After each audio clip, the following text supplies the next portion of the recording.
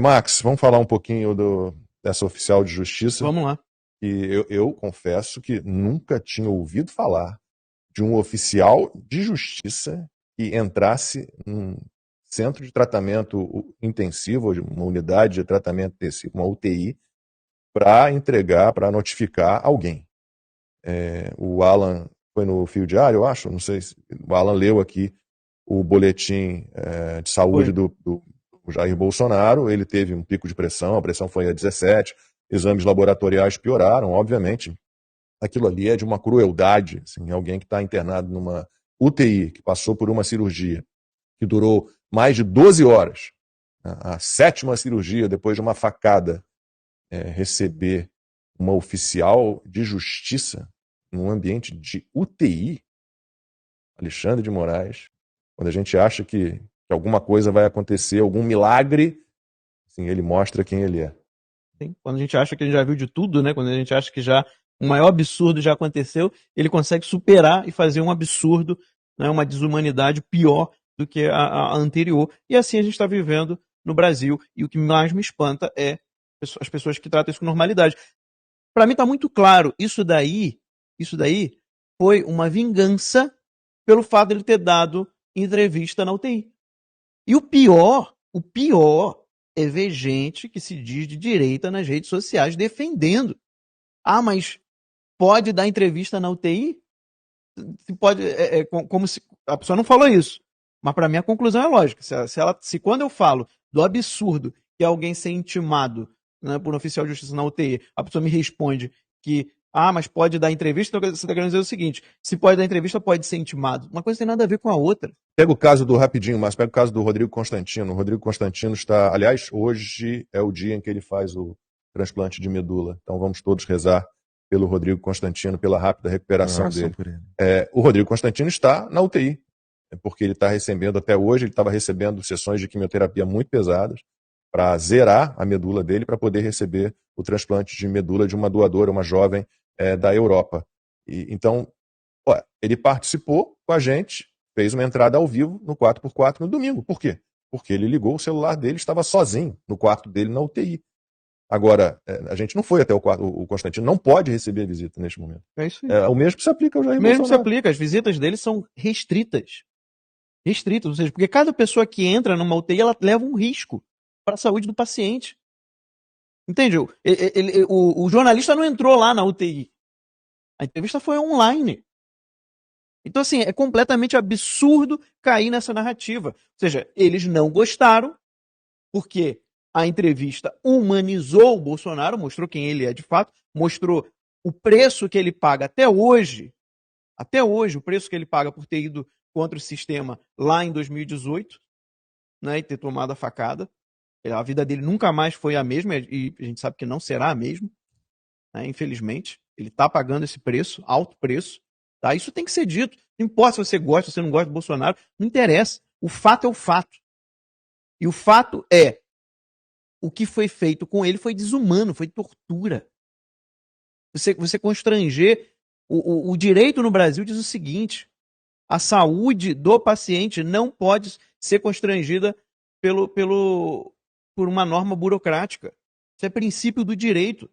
Você não pode arriscar a saúde de um paciente. É por isso que traficante, todo tipo de criminoso, quando está no hospital, há um certo respeito, até que ele possa receber a notificação. Agora, porque é o Bolsonaro, aí não. Né? Porque ficaram com raivinha, porque ele deu a entrevista foi muito bem vista, foi algo que mostrou a real situação dele, e aí mandaram lá o oficial de justiça para torturá-lo, colocando a saúde dele em risco. Porque esse pessoal não se importa. Agora, o que mais me deixa indignado nessa história toda é um oficial de justiça, acho que era uma mulher, aceitar essa ordem de ir numa UTI notificar alguém. Eles sabem que isso não é o costume. Eles sabem que não é assim que se faz. Então, um dos grandes problemas do Brasil hoje não é só o Alexandre de Moraes, mas são os adoradores de carguinhos que têm medo de perder seus cargos e estão dispostos a fazer as coisas mais absurdas em nome de manter um cargo. Isso é que me impressiona no Brasil. Porque se as pessoas se negassem, se tivessem dispostas a perder o cargo se fosse preciso para não cometer uma injustiça, o Alexandre de Moraes não faria nem metade do que ele faz hoje. Ele não tem esse poder todo. Ele depende de que pessoas vão lá e cumpram as ordens ilegais, inconstitucionais, desumanas, como foi nesse caso. Lacombe, tem muita gente reclamando do hospital, do STAR-DF, que permitiu a entrada da oficial de justiça. O hospital, quando se trata de questões de justiça, ou seja, do poder judiciário, o pessoal fica de mão atada. É triste. Mas eu quero explicar essa coisa que eu falei. Não, e o hospital vai recorrer a quem? Exato. Ao STF? Bom, Renan Calheiros, vocês lembram disso? Renan Calheiros, quando estava ali rolando o processo de impeachment da Dilma, ele era o presidente do Senado, ele estava na linha sucessória, portanto, e o STF decidiu que ele tinha que deixar a presidência do Senado, porque ele não poderia, já que estava implicado, né, num processo, ele não poderia estar na linha sucessória. Mandaram o oficial de justiça.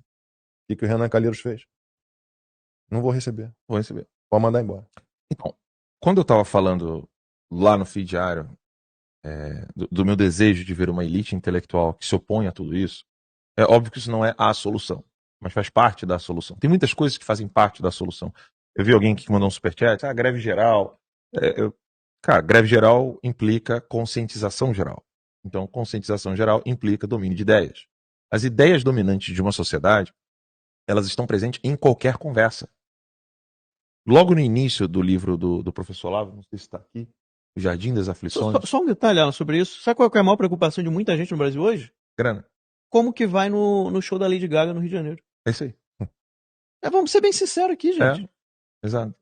Nós precisamos aumentar a quantidade de pessoas como vocês que estão nos assistindo. É isso. Fizeram um painel no túnel novo ali, que divide Botafogo de Copacabana, tinha um painel que fizeram da Lady Gaga, esse painel foi retirado de repente, e aí as pessoas estavam, mas ela não vem mais. Meu Deus, a Lady Gaga não vem mais.